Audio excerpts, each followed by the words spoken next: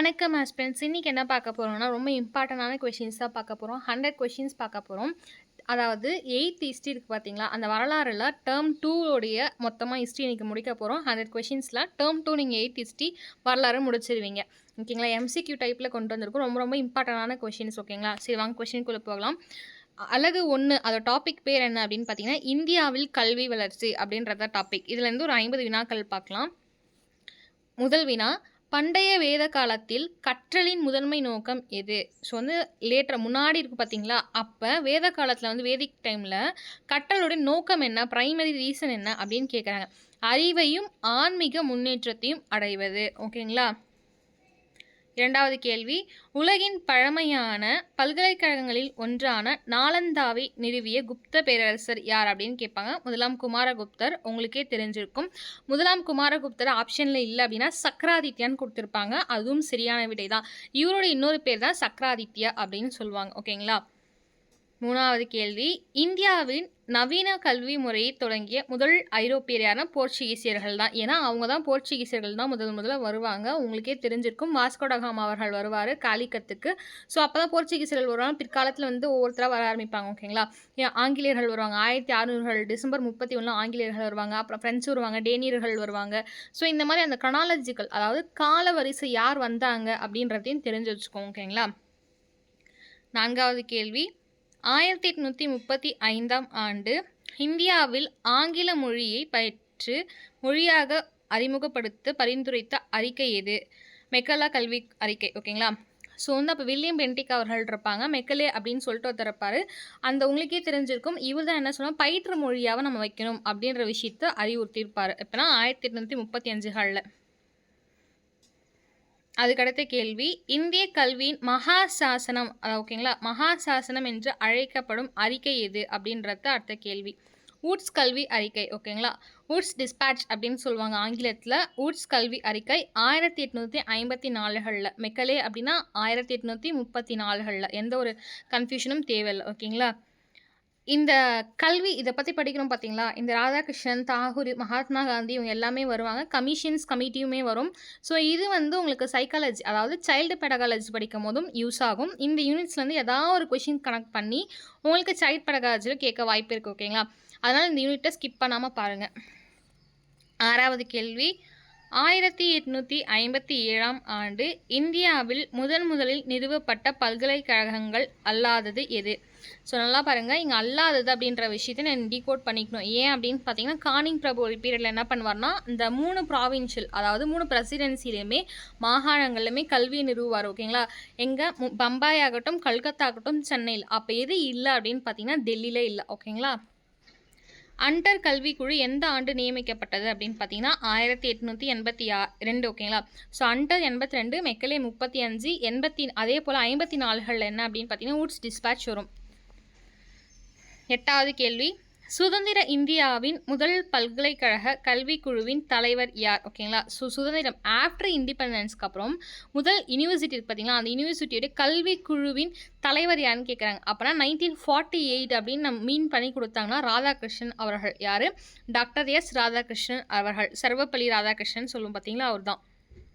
9வது கேள்வி, உயர்கல்வியில் தரத்தை நிர்ணயிக்க அமைக்கப்பட்ட பல்கலைக்கழகமாக மானியக்குழு எந்த ஆண்டு நிறுவப்பட்டது? ஓகேங்களா? அதாவது யூனிவர்சிட்டி கிராண்ட்ஸ் கமிஷன் சொல்லுவாங்க. பல்கலைக்கழக மானியக்குழு, இது ஃபுல் ஃபார்ம் படித்து வச்சுக்கோங்க. இது சம்மந்தப்பட்டு 2 கேள்விகள் வந்தது. ஆப்ஷனாக பிஜிடிஆர்பியில் யுனெஸ்கோ அப்படின்றதான் 2த்துக்கும் ஆன்சராக வந்தது. இதோட சம்மந்தப்பட்டதாகவும் வந்தது. ஓகேங்களா? எப்போ அப்படின்னு பார்த்தீங்கன்னா 1956, 1956களில். 10வது கேள்வி, 1964ஆம் ஆண்டு நியமிக்கப்பட்ட கோத்தாரி கல்விக்குழுவின் தலைவர் யார்? ஸோ கோத்தாரி அப்படின்றது ஒரு கமிட்டி. Okay, commission. அந்த கமிஷன் 1964 நியமனம் செய்கிறாங்க. எந்த ஆண்டுன்னு கேட்கலாம். 64. யார் அப்படின்னு பார்த்தீங்கன்னா பேர்லேயே வந்திருக்கு, கோத்தாரி அவர்கள். டாக்டர் டிஎஸ் கோத்தாரி அவர்கள் தான் 1964 கல்விக்குழுவோட தலைவராக நியமிக்கிறாங்க. 14வது கேள்வி, ரொம்ப ரொம்ப ரொம்ப இம்பார்ட்டண்டான கொஸ்டின். நீங்கள் டிஎன் செட்லேயுமே இந்த ஒரு டாபிக் படிப்பீங்க கல்வி பற்றி. ஸோ இந்த நல்லா படிச்சிங்கன்னா இந்த ஒரு லெசனை நல்லா ஃபுல்லாக தரவு பண்ணிங்க அப்படின்னு பார்த்தீங்கன்னா உங்களுக்கு சைல்டு பெடகாலஜி, சைக்காலஜி, எஜுகேஷன் பேப்பர் எல்லாத்துக்குமே யூஸ் ஆகும். கோத்தாரி கல்விக்குழு பரிந்துரைத்த நாடு முழுவதும் ஒரே மாதிரியான கல்வி அமைப்பு முறையினா 10ஆம் வகுப்பு 12 இப்போ காலேஜ் 3 வருஷம் படிப்பீங்களா 10+2+3 தான். இப்போ லேட்டர் டேஸில் மாற்றினாங்க பிஎடும் சேர்த்து 4-5 வருடம் சொல்லிட்டு. முதல் தேசிய கல்விக் கொள்கை எந்த ஆண்டு அறிவிக்கப்பட்டது? ரொம்ப முக்கியமான விஷயம். முதல் தேசிய கல்விக் கொள்கை எந்த ஆண்டு அறிவிக்கப்பட்டது அப்படின்னு பார்த்தீங்கன்னா 1968களில். ஓகேங்களா. 13வது கேள்வி 1986. இந்த நம்பர் நீங்கள் மாற்றி போட்டிங்கன்னா வந்திருக்கும். 2020ல் 68ல் 86ல் இது எல்லாமே நடந்திருக்கும். ஓகேங்களா. ராஜீவ்காந்தி பீரியட்லும் கொண்டு வந்திருப்பாங்க. 1986களில் எந்த ஆண்டின் தேசிய கல்விக் கொள்கை அறிமுகப்படுத்திய முக்கியமான பள்ளி சீர்திருத்த திட்டம் அப்படின்னு சொல்லியிருக்காங்க. ஆப்ரேஷன் பிளாக் போர்ட் அப்படின்னு சொல்கிறது தான் திட்டம். எப்போனா 86களில். 14வது கேள்வி கிராமப்புற ஏழை குடும்பங்களின் குழந்தைகளுக்கு தரமான கல்வி வழங்க தொடங்கப்பட்ட பள்ளிகள் யாவை அப்படின்னு கேட்டிருக்காங்க. நவோதயா வித்யாலயங்கள். ஓகேங்களா. அந்த நவோதயான்றது காந்தி கூட கனெக்ட் பண்ணிக்கோங்க. ஏன்னா அவர் ஸ்டார்ட் பண்ண ஒரு ஸ்கூல் பேருமே இப்படி தான் இருக்கும். ஓகேங்களா. நவோதயா அப்படின்னா ஸோ நவோதயா வித்யாலயங்கள் அப்படின்றது தான் வந்துட்டு இந்த வில்லேஜில் இருக்கக்கூடிய குழந்தைகள் இருக்காங்க பார்த்தீங்களா, ஏழை குழந்தைகளுக்கு வந்து ஸ்டார்ட் பண்ண ஒரு தரமான கல்வி வழங்கும் தொடங்கப்பட்ட கல்வி. 15வது கேள்வி அனைவருக்கும் கல்வி இயக்கம் அதாவது எஸ்எஸ்சின்னு சொல்லுவாங்க பார்த்தீங்களா, எந்த ஆண்டு தொடங்கப்பட்டது அப்படின்னு பார்த்தீங்கன்னா 2001. இது சம்மந்தப்பட்டதாகவும் எஜுகேஷன் பேப்பரில் ஒரு கேள்வி பிஜிடிஆர்பியில் வந்தது. 2001. கல்வி உரிமை சட்டம் ஆர்டிஏ எந்த ஆண்டு இயற்றப்பட்டது? 2009. ஓகேங்களா. என்னது 2009. ஓகேங்களா. அதே மாதிரி இந்த எஸ்எஸ்சி அப்படின்றது 1, ஆர்டிஏன்றது 9. 17வது கேள்வி கல்வி உரிமை சட்டம் எந்த வயது வரையிலான குழந்தைகளுக்கு கட்டாய கல்வி உறுதி செய்கிறது அப்படின்றது? ஓகேங்களா. ஆப்ஷன் ஏ 3லேருந்து 10 வயசா, இல்லை 5லேருந்து 12 வயசா, 6லேருந்து 14 வயசு, 7லேருந்து 16 வயசுன்னு கேட்டிருக்காங்க. 6 வயது முதல் 14 வயது வரை. ஓகேங்களா. கல்வி உரிமை சட்டம் அப்படின்னும் போது 6 வயதுலேருந்து 14 வயசு வரைக்கும் 10th வரைக்கும். 18வது கேள்வி பள்ளிகளின் மாணவர்களின் சேர்க்கை மற்றும் வருகையை அதாவது அட்டனன்ஸ் சொல்லுவோம் பார்த்தீங்களா, அட்டனன்ஸ் ஆகட்டும் சேர்க்கறதாகட்டும் அதிகரிக்க அரசு அறிமுகப்படுத்திய திட்டம் எது அப்படின்னு பார்த்தீங்கன்னா மதிய உணவு திட்டம், சத்துணவு திட்டம் அப்படின்னு சொல்லுவாங்க. இது உங்களுக்கே தெரிஞ்சிருக்கும். ஃபஸ்ட்டு ஜஸ்டிஸ் பார்ட்டி அப்படின்ற 1920களில் ஸ்டார்ட் ஆகிருப்பாங்க. அவங்க ஜஸ்டிஸ் பார்ட்டி என்ன பண்ணும் அப்படின்னு பார்த்தீங்கன்னா வந்துட்டு அவங்க தான் வந்து 1000 விளக்கு அப்படின்ற பகுதியில் வந்துட்டு இந்த பள்ளிகளுக்கு வந்துட்டு என்ன பண்ணுவாங்கன்னா வந்து உணவு வழங்கும் திட்டத்தை வந்து கொண்டு வருவாங்க ஃபஸ்ட்டு. அதுக்கப்புறம் லேட்டர் டேஸில் காமராஜர் அவர்கள் கொண்டு வருவாங்க. அதை கொஞ்சம் மாடிஃபை பண்ணி எம்ஜிஆர் அவர்கள் மாற்றுவாங்க சத்துணவு திட்டம். அதுக்கப்புறம் பார்த்திங்கன்னா கருணாநிதி அவர்கள் வந்து மாற்றுவாங்க. ஓகேங்களா. ஸோ இந்த மாதிரி மாற்றும் போது அப்புறம் நடுவில் வந்து ஜெயலலிதா அவர்கள் வந்து எம்ஜிஆர் பீரியடில் சொல்லி அவங்க மாற்றுற மாதிரி இருக்கும். இப்போ வந்துட்டு பார்த்திங்கன்னா காலை உணவு முட்டையோடு போடணும் அப்படின்ற மாதிரியும் இருக்குது. ஸோ இந்த மாதிரி நிறைய மாறுதல்களாக இருக்கும். யார் யார் என்னென்ன போட்டாங்க, காலை உணவு யார், மதிய உணவு யார், சத்துணவு யார், இது எல்லாமே நான் தெரிஞ்சு வச்சுக்கோங்க. ஓகேங்களா. அப்புறம் இன்னொரு விஷயம் ஸ்கீம்ஸ்லாம் இருக்குது பார்த்தீங்களா, தயவு செஞ்சு படிச்சுக்கோங்க. இந்த ஜன்தன், இந்த வந்து ராஷ்ட்ரியா, அந்த மாதிரி நிறைய ஸ்கீம்ஸ்லாம் ஸ்டார்ட் ஆகும். ஒரே மாதிரியே இருக்கும். ஓகேங்களா. அதனால் வந்து அந்த ஸ்கீம்ஸ் படித்து வச்சுக்கோங்க. தேசிய கல்விக் கொள்கையை 2020 NEP ஃபஸ்ட்டே சொல்லியிருப்பான் 68களில் திருப்பி போட்டால் 86களில் அதாவது ஆப்ரேஷன் பிளாக் போர்ட்னு கொண்டு வராங்க. 2020களில் NEP பாலிசி கொண்டு வருவாங்க. பரிந்துரைக்கும் புதிய பள்ளி பாடத்திட்ட அமைப்பு என்ன அப்படின்னா 5+3+3+4. ஓகேங்களா. ஸோ ஃபஸ்ட்டு கோத்தாரி கமிஷன் இருப்பாங்க பார்த்தீங்களா, அவங்க கொண்டுட்டு வந்தது தான் நம்ம படிச்சுட்ருக்கோம். 10+2+3ன்றது தான். ஆனால் இவங்க என்ன கொண்டு வராங்கன்னு பாருங்கள். அதாவது NEP 2020 NEP படி 5. ஓகேங்களா. 5+3+. ஓகேங்களா. 8ஆம் வகுப்பு வரைக்கும் திருப்பி 3+4. ஓகேங்களா. இந்த ஒரு சிஸ்டம் வந்து கொண்டு வராங்க. அது என்ன அப்படின்னு பார்த்தீங்கன்னா இப்போ 5th வரைக்கும் படிக்கிறாங்க, 8th வரைக்கும் படிக்கிறாங்க, 9th 10th 11th 12th ஒன்று, அதுக்கப்புறம் காலேஜோட சேர்த்து வந்து அந்த 4 வருஷம் படிக்கிற மாதிரி பிஎட் கூட. இதே அதுக்கு அடுத்த கேள்வி பாருங்கள்.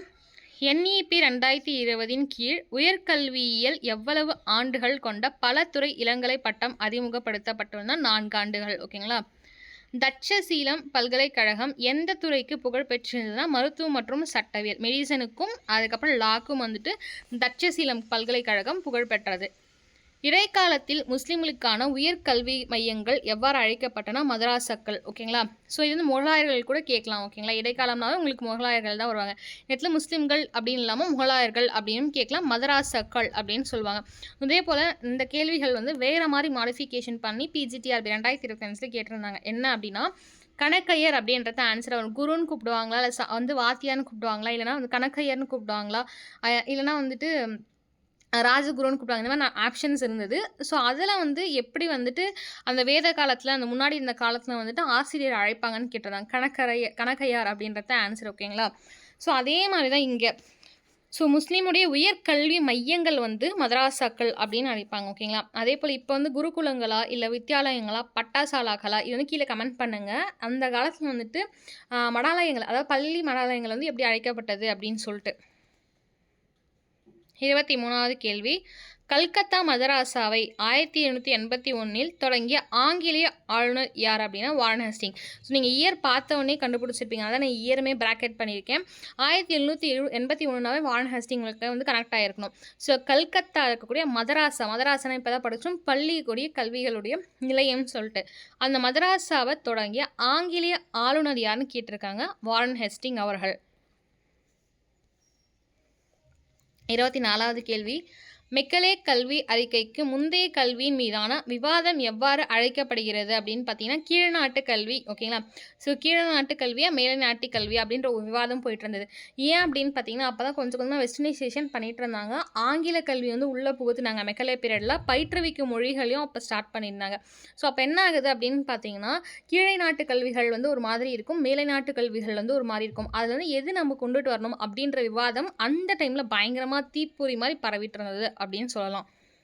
அதுக்கப்புறம் பாருங்க 25.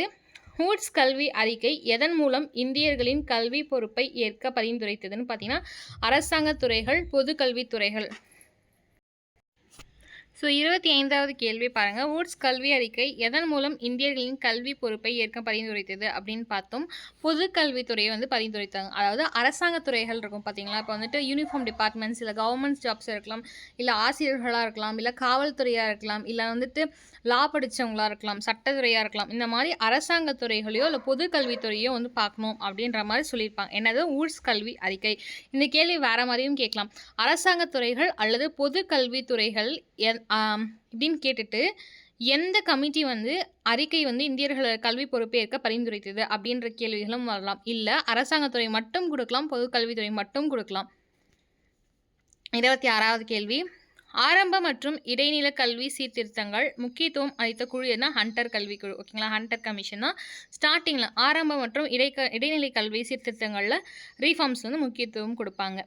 இந்திய பல்கலைக்கழக சட்டம் எந்த ஆண்டு கொண்டு வரப்பட்டதுன்னா 1904களில். இது உங்களுக்கு ஷார்ட்கட் கூட சொல்லியிருப்பேன். காலேஜ் முடிச்சுட்டு 4 மணிக்கு வருவாங்க அப்படின்ற மாதிரி. இடைநிலை கல்விக்குழு அதாவது 1952லேருந்து 53 வரைக்கும் இயர் கேட்கலாம். இடைநிலை கல்விக்குழு வந்தது. எந்த பெயரால் அழைக்கப்பட்டதுன்னா முத்தலியர் அப்படின்ற ஒரு குழு இருக்கும், அந்த பெயரால் அழைக்கப்பட்டது. என்ன அப்படின்னு பார்த்தீங்கன்னா இடைநிலை கல்விக்குழு அப்படின்றது கேள்விகள் இது 3 கேள்விகளாக இருக்குது, உள்ளடக்கியிருக்கு பார்த்துக்கோம். முத்தலியர் அப்படின்னு சொல்லலாம். 29வது கேள்வி. 1986 தேசிய கல்விக் கொள்கை யாரால் திருத்தி அமைக்கப்பட்டதுன்னா PV நரசிம்மராவ் அவர்களால் 92களில் திருத்தப்பட்டது ஓகேங்களா? ஸோ 1968கள் 86 அதுக்கப்புறம் 2020 NEP வந்து கொண்டு வந்திருப்பாங்க. 86களில் இந்த ஆப்ரேஷன் பிளாக் போர்டு அப்படின்ற ஒரு விஷயம் வந்திருக்கும் ஓகேங்களா? அதுக்கு மாதிரி ராஜீவ் காந்தி பீரியட்லையும் கொண்டு வருவாங்க. 2020 NEPயில் தான் வந்து 5+3+3+4 அப்படின்ற ஒரு கல்வி திட்டத்தையும் கொண்டு வந்திருப்பாங்க. 1986களில் கொண்டு வந்த கல்விக்குழு அதாவது தேசிய கல்விக் கொள்கை வந்துட்டு யாரால் திருத்தி அமைக்கப்பட்டதுன்ற கேள்வி வரும். இல்லை வந்து எந்த ஆண்டு நரசிம்மராவ் அவர்களால் திருத்தி வைக்கப்பட்டது அப்படின்ற கேள்வியும் வரலாம். 30வது கேள்வி. அனைவருக்கும் கல்வி இயக்கத்தின் அதாவது SSA முதன்மை இலக்கு என்னென்னா ஆரம்ப கல்வி ஓகேங்களா? ஸோ ஆரம்ப கல்வி அப்படின்னும் போது என்னென்னா 1ஆம் வகுப்புலேருந்து 5ஆம் வகுப்பு இருக்குது பார்த்தீங்களா? அதான் ஆரம்ப கல்வி அப்படின்னு சொல்லுவாங்க ஓகேங்களா? ப்ரைமரி அப்படின்னு சொல்லுவாங்க. அந்த கல்வியை வந்துட்டு முதன்மை நோக்கம் தான் SSAவோடது. 31வது கேள்வி. அனைவருக்கும் இடைநிலை கல்வி திட்டம் RMSA எந்த வகுப்புகளுக்கு முக்கியத்துவம் அளிக்கிறதுனா 9ஆம் வகுப்புலேருந்து 12ஆம் வகுப்பு. இந்த கேள்விகள் நீங்கள் எப்படி படிக்கணும்னா RMSAனா வந்துட்டு ஆங்கிலத்தில் என்ன அப்படின்னு கீழே வந்து அப்ரிவேஷன் வந்து எனக்கு கமெண்ட் செக்ஷனில் வந்து கமெண்ட் பண்ணுங்கள். நான் கரெக்டான ஆன்சர் ஃபஸ்ட் பண்ணுறவங்க பின் பண்ணி வைக்கிறேன். ஸோ அனைவருக்கும் இடைநிலை கல்வி திட்டம் அப்படின்றதும் சரி SSA வந்து ஃபுல் ஃபார்ம் என்ன அப்படின்ற அப்ரிவேஷன்ஸ் எல்லாமே ஆங்கிலத்தில் படிக்கிறது மிகவும் நல்லது அப்ரிவேஷன்ஸ் பொறுத்த வரைக்கும். ஏன் அப்படின்னு பார்த்தீங்கன்னா தமிழில் வந்து நமக்கு தெரிஞ்சிருக்கும், ஆனால் ஆங்கிலத்தில் தெரிஞ்சிருக்காது. கேட்குற கேள்வி வந்து உங்களுக்கு ஆங்கிலம் தான் டக்குன்னு கனெக்ட் ஆகும் இந்த அப்ரிவேஷன்ஸ் மட்டும் பொறுத்த வரைக்கும். ஸோ RMSA பொறுத்தவரை 9ஆம் வகுப்புலேருந்து 12ஆம் வகுப்புக்கு முக்கியத்துவம் கொடுக்குது ஓகேங்களா? ஸோ கல்வியியல் தொழில்நுட்ப பயன்பாட்டை ஊக்குவிக்க தொடங்கப்பட்ட இணையதளம் என்ன? ஸ்வயம். ஸோ உங்களுக்கு தெரிஞ்சிருக்கும், ஸ்வயம் நிறைய பேர் நம்மளாம் ரிஜிஸ்ட்ரேஷன் பண்ணி எழுதியிருப்பீங்க. ஸோ வந்து ஸ்கூலிங்லேயும் இருக்கும், மேக்ஸிமம் நாங்கள் காலேஜ் படிக்கிறச்சே வந்துருச்சு அது. ஸோ ஸ்வயம் அப்படின்னு பார்த்தீங்கன்னா வந்துட்டு ஒன்றுமே இல்லை, ஏதோ ஒரு கோர்ஸ் எடுத்துக்கலாம். ஓகேங்களா, எந்த கோர்ஸ் வேணாலும் எடுக்கலாம், ஹிஸ்ட்ரி ரிலேட்டடாக இருக்கலாம், இல்லை எது ரிலேட்டடாக இருக்கலாம். ஒரு குறிப்பிட்ட ஃபீஸ் அமௌண்ட் சொல்லுவாங்க, 950 ஆர் 1000 சம்திங். அந்த அமௌண்ட்டை கட்டி நீங்கள் வந்து அந்த இதில் சேர்ந்தெல்லாம் அசைன்மெண்ட் வந்து சப்மிட் பண்ணுவீங்க. ஒவ்வொரு இது டிபார்ட்மெண்ட்ஸ் பொறுத்து அசைன்மெண்ட்ஸ் மாறும், ஒவ்வொரு டாபிக் பொறுத்து. சில பேர் 4 வீக் சில பேர் 8 வீக்கு, சில பேர் 12 வீக் வரைக்கும் சப்மிட் பண்ணுவாங்க. ஸோ மேக்ஸிமம் ஒரு 4 to 8 தான் வந்து கம்ப்ளீட் ஆகும். 1-2 மட்டும் தான் ரொம்ப அதிகமாக போகிற மாதிரி இருக்கும். நம்ம எடுக்கிற சப்ஜெக்ட்ஸ் பொறுத்து ஸ்வயம். ஓகேங்களா, அது இப்போதைக்கு ரொம்ப யூஸ்ஃபுல்லாக இருக்கும் அப்படின்னு கூட நம்ம சொல்லலாம். 33வது கேள்வி, இந்தியாவில் உள்ள தொழில் கல்வி மற்றும் தொழில்நுட்ப கல்விக்கு அங்கீகாரம் அளிக்கும் தேசிய அமைப்பு எது அப்படின்னு பார்த்தீங்கன்னா AICTE. ஓகேங்களா, என்னது அப்படின்னு பார்த்தீங்கன்னா தொழில் கல்வி மற்றும் நுட்ப கல்விக்கு அங்கீகாரம் அளிக்கும் தேசிய அமைப்பு AICTE. 34வது கேள்வி, 2017ஆம் ஆண்டு மத்திய அரசால் தொடங்கப்பட்ட தீக்ஷா தளத்தின் நோக்கம் என்ன அப்படின்னு கேட்டிருக்காங்க. தீக்ஷான்றதுக்கு ஃபுல் ஃபார்ம் பாருங்கள், ஆசிரியர்களுக்கு பயிற்சி அளிப்பது மற்றும் டிஜிட்டல் உள்ளடக்கத்தை பயன்படுத்துவது. ஓகே, இதுக்கு நான் ஒரு எக்ஸாம்பிள் சொல்கிறேன். என்ன அப்படின்னு பார்த்தீங்கன்னா, இங்கே நீங்கள் கவர்மெண்ட் ஸ்கூல்ஸில் ஒர்க் பண்ணிங்க அப்படின்னா டீச்சர்ஸ் மீட்டிங் அப்படின்னு சொல்லிட்டு ஒன்று வைப்பாங்க. ஓகேங்களா, இல்லை HMS மீட்டிங், டீச்சர்ஸ் மீட்டிங் வைப்பாங்க. டீச்சர்ஸ் மீட்டிங் பொறுத்த வரைக்கும் அந்த ஒரு தாலுக்குலாம் ஏதாவது ஒரு ஸ்கூல்ஸில் வந்து வைப்பாங்க. HM மீட்டிங் மேக்ஸிமம் அவங்க ஊர்களில் பெரிய ஊராக இருந்தால் அப்படி வச்சுருவாங்கன்னு வச்சுக்கோங்களேன். அப்போ என்ன பண்ணுவாங்க அப்படின்னு பார்த்தீங்கன்னா, ஏதாவது ஒரு டைமில் வந்து இந்த DEO இல்லை BEO அந்த மாதிரி வருவாங்க, பிளாக் எஜுகேஷன் ஆஃபீஸரோ இல்லை டிஸ்ட்ரிக்ட் எஜுகேஷன் ஆஃபீஸரோ யாரோ வருவாங்க. அவங்க வந்துட்டு செக் பண்ணுவாங்க நம்மளை, டிஜிட்டல் வந்து எப்படி நீங்கள் கற்றுக்கணும், நீங்கள் எப்படி வந்து ஹேண்டில் பண்ணணும். இப்போ நீங்கள் பார்த்தீங்கன்னு வச்சுக்கோங்களேன், எல்லா ஸ்கூல்ஸ்லையுமே லேப்டாப்ஸ் வந்து 2-3 இருக்கும், எல்லா டீச்சர்ஸ்க்குமே கொடுத்து வச்சுருப்பாங்க. ப்ரொஜெக்டர் வந்து உங்களுக்கு எப்படி யூஸ் பண்ணணும் அப்படின்னு. ஏன்னா இப்போ நீங்கள் வந்து இந்த ஜென்ரேஷன் நீங்கள் படித்து முடிச்சுட்டு போகிறீங்க அப்படின்னா, நம்ம போகிறோம் அப்படின்னா உங்களுக்கு எல்லாத்துக்குமே தெரிஞ்சிருக்கும் எப்படி வந்து ஓரளவுக்கு ஆப்ரேட் பண்ணணுன்ட்டு. இப்போ அந்த காலத்தில் பொறுத்த வரைக்கும் அவ்வளோ வந்து நமக்கு மாடிஃபிகேஷன் பண்ணல. இப்போ வந்துட்டு அவங்க கற்றுக்கணுன்றதுக்காக அந்த மீட்டிங்ஸ்லாம் போட்டு கற்றுக் கொடுத்து உள்ளே அனுப்புகிறாங்க. ஓகேங்களா, ஸோ அவங்களும் இப்போ பாடத்திட்டங்கள் நான் பார்த்துருக்கேன், கவர்மெண்ட் ஸ்கூல் எங்கள் ஊரில் வந்து ப்ரொஜெக்டரை யூஸ் பண்ணி டேப் யூஸ் பண்ணி தான் பிள்ளைங்களுக்கு டீச்சே பண்ணுறாங்க. ஆக்சுவலாக நம்ம படித்த காலத்தில் வந்து கார்டு யூஸ் பண்ணி தான் நமக்கு டீச் பண்ணுவாங்க. பட் ஆனால் இப்போ ரொம்ப வந்துட்டு டெக்னாலஜியாக பயங்கரமாக மாறிட்டாங்க, டெக்னாலஜியாக. ஓகேங்களா, 35வது கேள்வி, NEP 2020 கீழ் கல்வியின் முக்கிய இலக்கு என்னன்னா மாணவர்களின் விமர்சன சிந்தனை மற்றும் நெகிழ்வான கற்றல். ஓகேங்களா, ஸோ இந்த சிஸ்டம் தான் 5+3+3+4 அப்படின்ற வரும். ஸோ மாணவர்களின் விமர்சன சிந்தனை மற்றும் நெகிழ்வான கற்றல் தான் முக்கியம். NEP 2020 கீழ் உயர்கல்வி நிறுவனங்களில் உள்ள கட்டுப்பாட்டு சுவர்களை உடைக்க பரிந்துரைக்கப்பட்டது எதுனா பல்துறை மற்றும் முழுமையான கல்வி. ஓகேங்களா, 37வது கேள்வி, பண்டைய இந்தியாவில் வேதம் என்ற சமஸ்கிருத சொல்லுக்கு பொருள் என்ன அப்படின்னு பார்த்தீங்கன்னா அறிதல் அப்படின்னு. இந்த இடத்துல வித் அப்படின்னா மேக்ஸிமம் கொடுப்பாங்க, மேபி அவங்க வித் அப்படின்ற வார்த்தை கொடுக்கல அப்படின்னா அறிதல் அப்படின்ற ஆப்ஷன் இருந்தால் போட்டுக்கோங்க வேதம்க்கு. இப்போ 38வது கேள்வி, நாலந்தா மற்றும் தக்ஷசீலம் பல்கலைக்கழகங்களை அழித்த முகலாய தளபதி யார் அப்படின்னா பக்தியார் கில்ஜி அவர்கள். ஓகேங்களா, ஸோ வந்து உங்களுக்கு நடத்தும் போது சொல்லியிருப்பாங்க, பக்தியே இல்லாதனால அவங்க கோயில் எடுத்துட்டான் அப்படின்ற மாதிரிலாம் சொல்லியிருப்பாங்க. ஓகேங்களா, பல்கலைக்கழகத்தை எடுத்துட்டாங்க. பனாரஸ் சமஸ்கிருத கல்லூரி, அப்போ இந்த கேள்வி எப்படி வரும்னா எந்த ஆண்டுன்னு கேட்கலாம். பனாரஸ் சமஸ்கிருத கல்லூரி எந்த ஆண்டு நிறுவப்பட்டதுன்னு கேட்டால் 1891. யாரால் நிறுவப்பட்டதுன்னு கேட்டால் ஜோனாத்தன் டங்கன் அப்படின்ற ஒருத்தரால் நிறுவப்பட்டது. எங்கே? பனாரஸ். ஓகேங்களா, இதுக்கு ஷார்ட்கட் என்னென்னா டன் கணக்கில் பணம் வச்சுருக்காங்க அப்படின்ற மாதிரி நான் வச்சுக்கோங்க. 40வது கேள்வி, இந்திய பல்கலைக்கழகங்களில் சீர்திருத்தங்களுக்காக 1917 நியமிக்கப்பட்ட ஆணையமே தான் சாட்லர் பல்கலைக்கழகம். எப்போ இயர் பார்த்துக்கோங்க, 1917. எதுக்கு அப்படின்னு பார்த்தீங்கன்னா இந்தியா யூனிவர்சிட்டிஸோடைய ரீஃபார்ம்ஸ்க்காக கொண்டு வந்தது. ஓகேங்களா, ஆணையம் வந்து 1917 சாட்லர் பல்கலைக்கழக ஆணையம். 41வது கேள்வி, உயர்கல்வியின் தரத்தை மேம்படுத்த அமைக்கப்பட்ட யூனிவர்சிட்டி கிராண்ட்ஸ் கமிஷன் எந்த குழுவின் பரிந்துரையின் பேரில் உருவாக்கப்பட்ட? ராதாகிருஷ்ண குழு. உங்களுக்கே தெரிஞ்சிருக்கும், ஈஸியான கேள்வி. 42வது கேள்வி, அனைவருக்கும் இடைநிலை கல்வி, நல்லா பாருங்கள், RMSA எந்த ஆண்டு தொடங்கப்பட்டதுன்னா 2009. ஸோ RTE 2009 படித்தோமா, இந்த RMSA ஆரில் ஸ்டார்ட் ஆகிற ரெண்டுமே 2009 ஞாபகம் வச்சுக்கோங்க. மத்திய மாநில மற்றும் உள்ளூர் அமைப்புகளால், ஓகே, ஏன்னா சென்ட்ரல் ஸ்டேட்டு உள்ள லோக்கல் அமைப்புகளால் செயல்படுத்தப்படும் அனைத்து கல்வி திட்டங்களையும் ஒருங்கிணைக்கும் சமீபத்திய திட்டம் எதுனா சம்க்ர சிக்ஷா. ஓகே, சமக்ர சிக்ஷா அப்படின்றது தான் வந்துட்டு அனைத்து கல்வி திட்டங்களையும் இன்டிகிரேட் பண்ணுறது, ஒருங்கிணைக்கிறது. ஓகேங்களா, நெக்ஸ்ட்டு பாருங்கள், ஆர்டிஇ நம்ம ஃபஸ்ட்டே படித்தோம் இப்போ 2009ன்ட்டு. ஆனால் எந்த சட்டத்தின் கீழ் அடிப்படை உரிமையாக்கப்பட்டது அப்படின்னு பார்த்தீங்கன்னா, சரத் 21A கீழே தான் வந்துட்டு இது வந்துட்டு அடிப்படை உரிமையாக்கப்பட்டது. ஓகேங்களா. 45வது கேள்வி, உயர்கல்வியில் ஆராய்ச்சியை மேம்படுத்த அரசு உருவாக்கிய ஒரு நிறுவனம் எது அப்படின்னு பார்த்தீங்கன்னா, இந்தியன் இன்ஸ்டிடியூஷன் ஆஃப் சயின்ஸ். ஓகேங்களா. IISC அப்படின்னு சொல்லுவாங்க. இந்தியன் இன்ஸ்டிடியூஷன் ஆஃப் சயின்ஸ் அப்படின்றது தான் ஆராய்ச்சிக்காக ரிசர்ச்காக உருவாக்கப்பட்ட ஒரு அரசு ஒரு நிறுவனம். ஓகேங்களா. 46வது கேள்வி, பெண் கல்வியை மேம்படுத்துவதற்கு 2007ஆம் ஆண்டு தொடங்கப்பட்ட திட்டம் எது அப்படின்னு பார்த்தீங்கன்னா, ரொம்ப இம்பார்ட்டன்ட். இதான் ஆர்எம்எஸ்ஏன்னு சொல்லிட்டு இருந்தோம் பார்த்தீங்களா. ஸோ ராஷ்ட்ரிய மாத்தியமிக் சிக்ஷா அபியான் அப்படின்றது தான் பெண் கல்விக்கு உருவாக்கப்பட்ட மேம்படுத்தப்பட்ட ஒரு திட்டம் ஆண்டு 2007களில். 47வது கேள்வி, 1992ஆம் ஆண்டு தேசிய கல்விக் கொள்கையில் செய்யப்பட்ட மிக முக்கியமான திருத்தம் என்ன அப்படின்னு பார்த்தீங்கன்னா, அதாவது ஓப்பன் யூனிவர்சிட்டின்னு சொல்லுவாங்க. திறந்தவெளி மற்றும் தொலைதூர கல்வி, அதாவது ஓப்பன் யூனிவர்சிட்டிஸும் டிஸ்டன்ஸ் எஜுகேஷன் அப்படின்வாங்க. ஃபார் எக்ஸாம்பிள் நான் ஒன்று சொல்கிறேன்னு வச்சுக்கோங்க. இப்போ வந்து நான் வந்து ஒரு மேஜர் படிக்கணும். அப்போ வந்து நம்ம என்ன படிச்சிருக்கோம்னா ஹிஸ்ட்ரி படிச்சிருக்கோம். நான் வந்து இது எம்பிஏ படிக்கணும் அப்படின்னு பார்க்குறேன். ஆனால் எம்பிஏ பொறுத்த வரைக்கும் இப்போ நம்ம கோயம்புத்தூரில் இருக்கேன். ஸோ சீட் ஃபுல் ஆயிடுச்சு. இப்போ நான் வேறு எங்கேயே டிஸ்டன்ஸ் எஜுகேஷன் போடணும், இல்லை கரஸ்ன்றதை விட டிஸ்டன்ஸ் எஜுகேஷன் அப்படி போடணும். இப்போ வந்து சிதம்பரம் யூனிவர்சிட்டியில் போடுறேன்னு வச்சுக்கோங்களேன் எம்பிஏ வந்துட்டு அதான் டிஸ்டன்ஸ் எஜுகேஷன் சொல்லுவாங்க. நீங்கள் வந்து ஃபுல் டைம் அட்டனன்ஸ் இருக்கணுன்றது இல்லை, குறிப்பிட்ட அளவுக்கு அட்டனன்ஸ் இருந்தால் போதும். ஓகேங்களா. அதான் டிஸ்டன்ஸ் எஜுகேஷன். ஓகேங்களா. 48 பார்த்தீங்கன்னா, ஆரம்ப பள்ளி நிலை மற்றும் இடைநிலை பள்ளி நிலையில் மாணவர்களுக்கான இலவச மற்றும் கட்டாய கல்வி எந்த சட்டத்தின் கீழ் உறுதி செய்யப்பட்டது அப்படின்னா, ஸோ கட்டாய கல்வி அப்படின்ற ஒரு வார்த்தை வந்துருச்சுனாவே ஆர்டிஇ. ஓகேங்களா. ஸோ வந்து கல்வி உரிமை சட்டம் அப்படின்றத உங்களுக்கு நினைவுக்கு வந்துடணும்.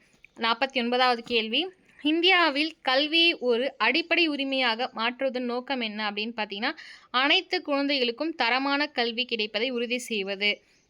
50வது கேள்வி, பண்டைய கால கல்வி மையங்களில் காஞ்சி மற்றும் வல்லாபி எங்கே அமைந்திருந்ததுன்னா, காஞ்சினா காஞ்சிபுரம் உங்களுக்கு தெரிஞ்சிருக்கும், பல்லவர்களுக்கு தமிழ்நாடு.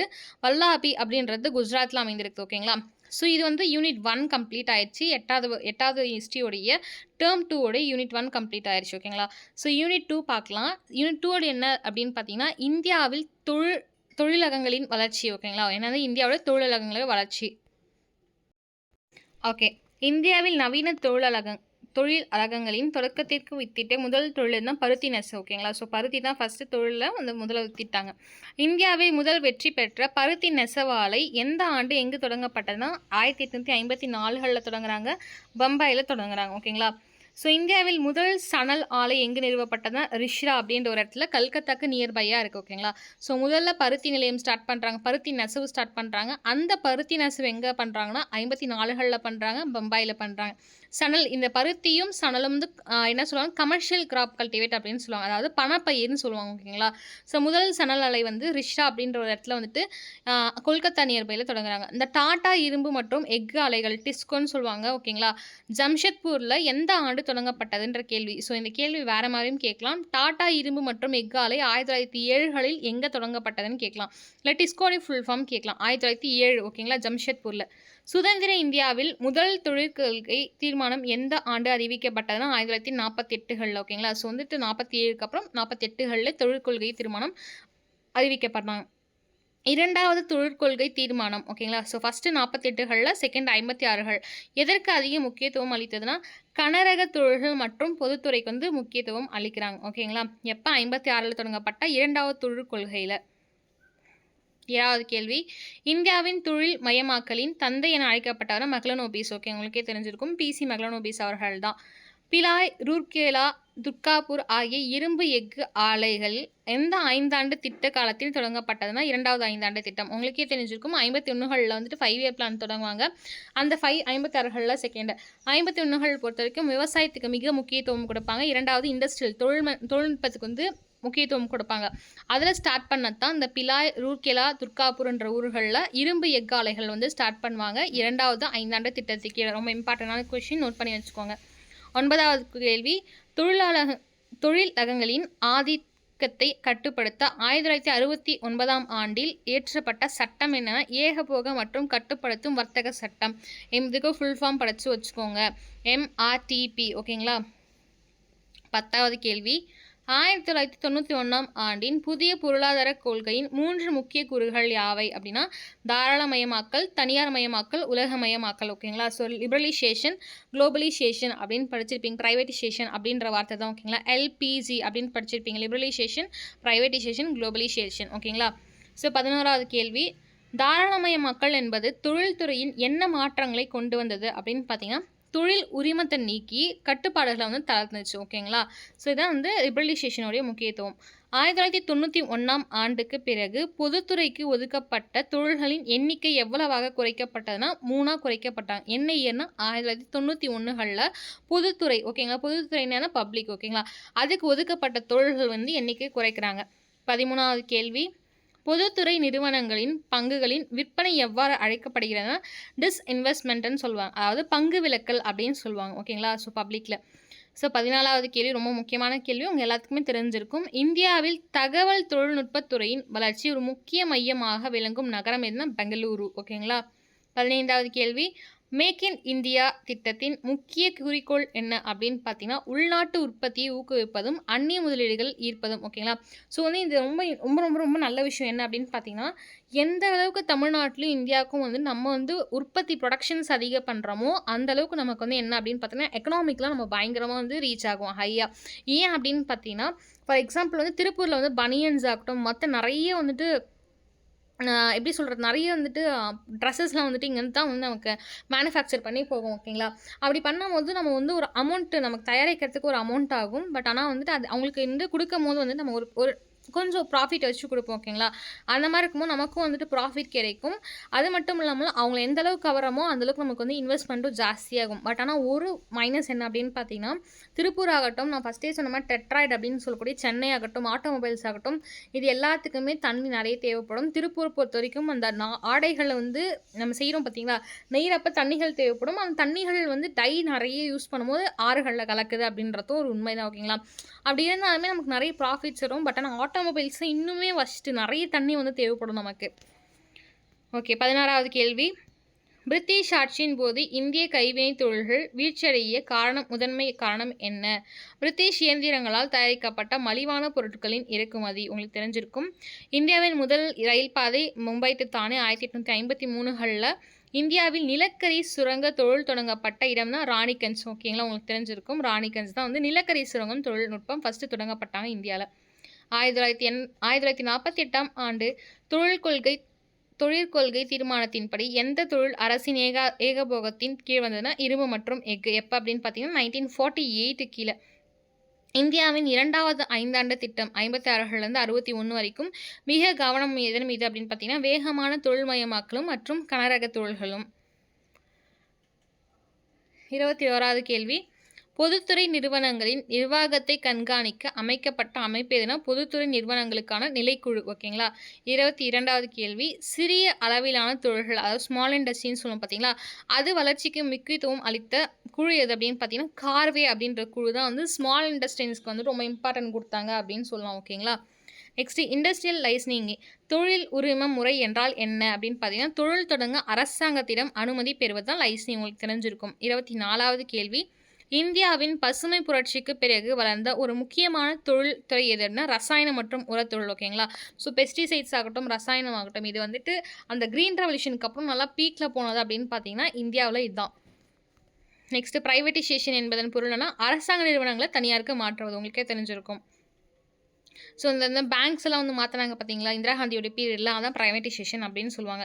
குளோபலைசேஷன் தொழில்துறையின் என்ன விளைவுகளை ஏற்படுத்தினா இந்திய தொழில்களை உலக வர்த்தகத்துடன் ஒருங்கிணைத்தது. ஓகேங்களா? இந்தியாவின் சிறு குறு மற்றும் நடுத்தர தொழில்கள் அதாவது MSMEன்னு சொல்லுவாங்க. இதுக்கு ஃபுல் ஃபார்ம் பார்த்துக்கோங்க, இயர் பார்த்துக்கோங்க. எந்த அளவிற்கு வேலை வாய்ப்பை உருவாக்குகின்றன அதிக அளவுக்கு வந்து சிறு குறு தொழில்கள் தான் வந்து உருவாக்குது அப்படின்னு சொல்கிறாங்க. தொழிலக வளர்ச்சிக்கு தேவையான நிதி உதவியை வழங்க அமைக்கப்பட்ட முதல் நிறுவனம் எது? நல்லா பார்த்துக்கோங்க. ஃபஸ்ட்டு நிறுவனம் எது அப்படின்னு கேட்டிருக்காங்க ஃபினான்ஸ் உதவிக்காக. என்னன்னா IFCI. ஓகேங்களா? என்னது IFCI.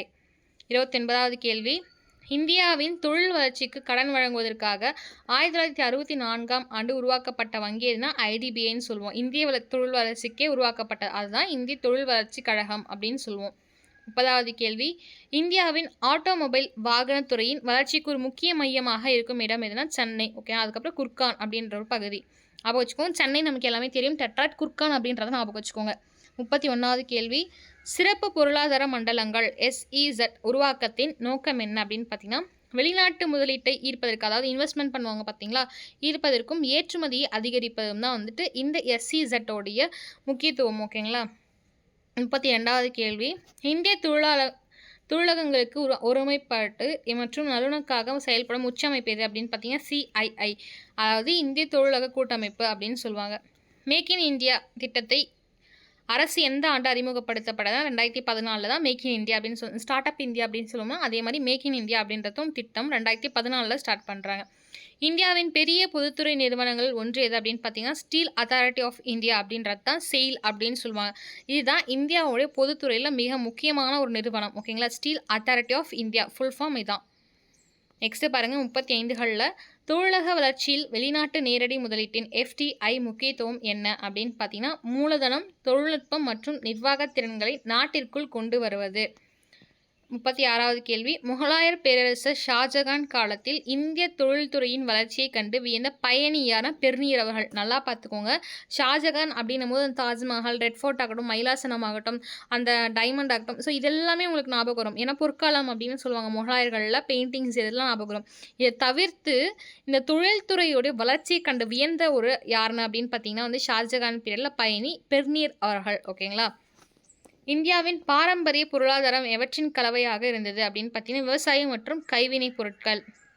38வது கேள்வி, இந்திய தொழிலகங்களின் வீழ்ச்சிக்கு சுங்கவரி கொள்கை எவ்வாறு காரணமாக அமைந்தது? இந்திய பொருட்களின் மீது அதிக வரி மற்றும் பிரிட்டிஷ் பொருட்களின் மீது குறைந்த வரி. ஸோ பாருங்கள், இந்தியா வந்து இங்கே வந்து இப்போ எக்ஸ்போர்ட் பண்ணுறோம் அப்படின்னா, இப்போ வந்து ஃபார் எக்ஸாம்பிள்னா ஒரு ட்ரெஸ் இருக்குது, அந்த ட்ரெஸ்ஸை வந்து நான் எக்ஸ்போர்ட் பண்ணுறேன் அப்படின்னா அவங்க வந்து அந்த ட்ரெஸ் மேலே நிறைய வரி விதிச்சிருவாங்க. அப்போ மக்களுக்கு போய் சேரும் போது இன்னுமே அதிகமாக நம்ம டேக்ஸும் கட்டுறோம். இப்போ வந்து அதோடைய ப்ராடக்டோட இன்னும் ஜாஸ்தியாக்குவாங்க ஒரிஜினலோடைய ரேட்டை விட. ஆனால் வந்து அங்கே அந்த பிரிட்டிஷ்க்கு மட்டும் வரி கம்மியாக கொடுத்துறாங்க. அப்போ வந்து அங்கேயே சீப்பாக டேக்ஸ் கம்மியாக தான் இப்போ இங்கேயுமே கம்மியாக வைக்கிறாங்க. ஓகேங்களா. ஸோ சுங்கவரி பாதிச்சிருக்கு அப்படின்னு சொல்கிறாங்க. 39வது கேள்வி, சுதந்திரத்துக்கு முன்பு இந்தியாவின் மொத்த உள்நாட்டு உற்பத்தியில் பெரும்பான்மை பங்களிப்பு எந்த துறையில்னா விவசாயம். உங்களுக்கு தெரியும், பேக் போன் ஆஃப் இந்தியா அப்படின்னா அக்ரிகல்ச்சர் அப்படின்றது. 1956ஆம் ஆண்டின் தொழிற்கொள்கை தீர்மானத்தின்படி தொழில்கள் எத்தனை வகைகளாக பிரிக்கப்பட்டன அப்படின்னா 3. ஓகேங்களா. 1956 கீழே. ஓகேங்களா. அதாவது உங்களுக்கு வந்து என்ன வரும் அப்படின்னு பார்த்தீங்கன்னா வந்துட்டு 2ஆம் திட்டம் வரும். ஓகேங்களா. ஸோ முதல் 5ஆண்டு திட்டம், 2ஆம் 5ஆண்டு திட்டம்ல வரும். 3ஆக பிரிச்சிருக்காங்க. பொதுத்துறை நிறுவனங்களில் நிர்வாகத்தை கண்காணிக்க அமைக்கப்பட்ட அமைப்பு எது அப்படின்னு பார்த்தீங்கன்னா இந்த கொஸ்டின் முன்னாடியே பார்த்துருப்போம். பொதுத்துறை நிறுவனங்களுக்கான நிலக்குழு. 1991ஆம் ஆண்டு பொருளாதார சீர்திருத்தங்கள் எந்த பிரதமரின் காலத்தில் கொண்டு வரப்பட்டது? PV நரசிம்மராவ் அவர்கள் 1991 அவர் இருந்தாலும் ஞாபகம் வச்சுக்கோங்க. 99கள் கிட்ட வாஜ்பாய் அவர்கள் வருவாங்க. ஓகேங்களா. அந்த கார்கில்லாம் நடக்கும், உங்களுக்கு தெரிஞ்சிருக்கும். ஆப்ரேஷன் சக்தி அப்படின்றதெல்லாம் போட்டிருப்பார் வாஜ்பாய் அவர்கள். தொழில் வளர்ச்சிக்கு தேவையான மூலதனத்தை வழங்க அமைக்கப்பட்ட முக்கிய நிதி நிறுவனம் எது அப்படின்னு பார்த்தீங்கன்னா ITBI. ஓகேங்களா. எதுக்கு அப்படின்னு பார்த்தீங்கன்னா மூலதனம் பெர் கேபிட்டாக்கு. ஓகேங்களா. இந்தியாவில் தொழிலக வளர்ச்சியில் உட்கட்டமைப்பின் முக்கிய பங்கினா போக்குவரத்து, ஆற்றல் மற்றும் தகவல் தொடர்பு வசதிகளை அளிப்பது. சுற்றுச்சூழல் பாதுகாப்புடன் கூடிய தொழிலக வளர்ச்சியை உறுதி செய்ய அரசு எடுத்துள்ள ஒரு நடவடிக்கை என்ன அப்படின்னு பார்த்தீங்கன்னா EIAன்னு சொல்லுவாங்க. ஓகேங்களா. அதாவது என்விரான்மெண்ட்டை வந்து நமக்கு வந்துட்டு பாதுகாப்பாக வச்சுக்கிறதுக்காக ஒரு தொழிலக வளர்ச்சி வந்து உருவாக்குறாங்க. ஒரு உறுதியும் செய்கிறாங்க அரசாங்கம். என்ன அப்படின்னு பார்த்தீங்கன்னா சுற்றுச்சூழல் தாக்க மதிப்பீட்டை கட்டாயமாக்குவது. ஓகேங்களா. EIA.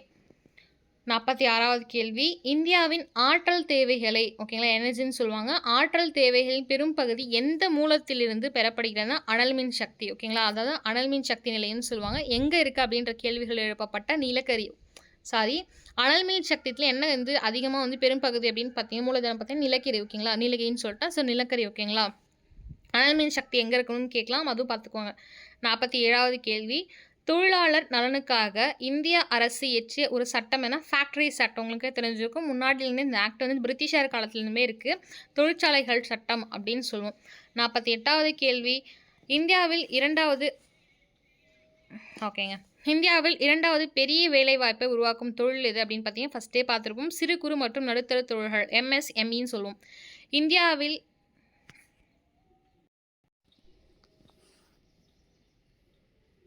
இந்தியாவின் தொழில்மயமாதலின் சகாப்தம் என்று அழைக்கப்படும் காரணம்னா 2வது ஐந்தாண்டு திட்டம் 1956 61 முதல். இந்தியாவின் பொருளாதார வளர்ச்சியின் சேவைத்துறையின் பங்களிப்பு எவ்வாறு உள்ளது அப்படின்னு பார்த்தா அதிகம். ஓகேங்களா, பொருளாதார வளர்ச்சிக்கு சேவைத்துறை, ஓகேங்களா, சேவைத்துறைனா என்ன அப்படின்னா சர்வீஸ், ஓகேங்களா, அந்த சேவைத்துறையோட பங்களிப்பு எப்படி இருக்குன்னா வந்து அதிகமாக இருக்குது அப்படின்னு சொல்கிறாங்க. எதுக்குன்னா எக்கனாமிக்கலாக நம்ம வந்து அதிகமாக இருக்கிறதுக்கு, ஓகேங்களா.